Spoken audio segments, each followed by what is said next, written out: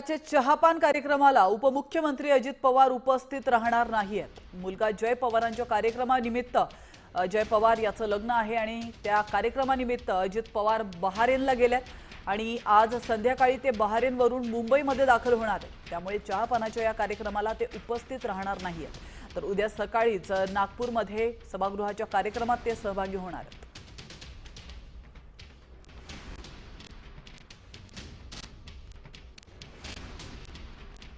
आपण पाहतोय महाराष्ट्राच्या इतिहासात प्रथमच दोन्ही सभागृहांमध्ये विरोधी पक्षनेताच नाहीये।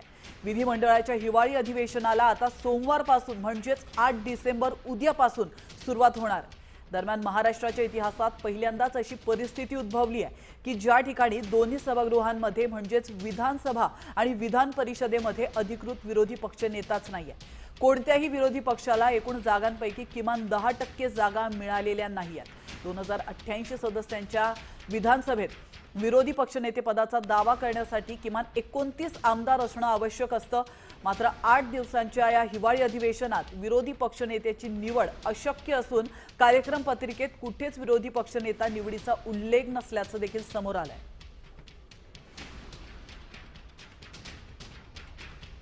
आपण पाहतोय ऐन थंडीमध्ये नागपूरचं वातावरण तापणार आहे, कारण विधानसभेच्या विरोधी पक्षनेते पदाचा दावा करण्यासाठी किमान 10% आमदारांची गरज असते आणि 2024च्या विधानसभा निवडणुकीत कोणत्याही विरोधी पक्षाला 10% जागा मिळालेल्या नाहीत।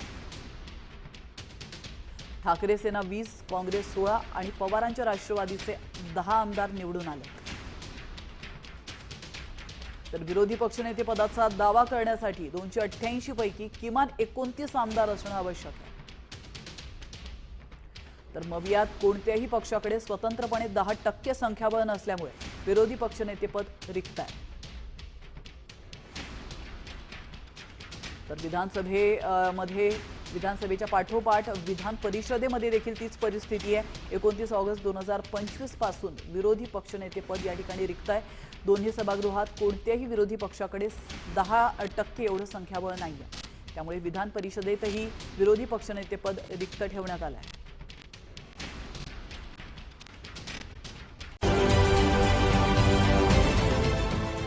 देश विदेशातील प्रत्येक घडामोडींचे लाईव्ह अपडेट मिळवण्यासाठी आता साम टीव्हीच्या सर्व सोशल मीडिया प्लॅटफॉर्मला लाईक, फॉलो आणि सबस्क्राइब करा। तसंच सर्व नोटिफिकेशनसाठी बेल आयकॉन प्रेस करायला विसरू नका।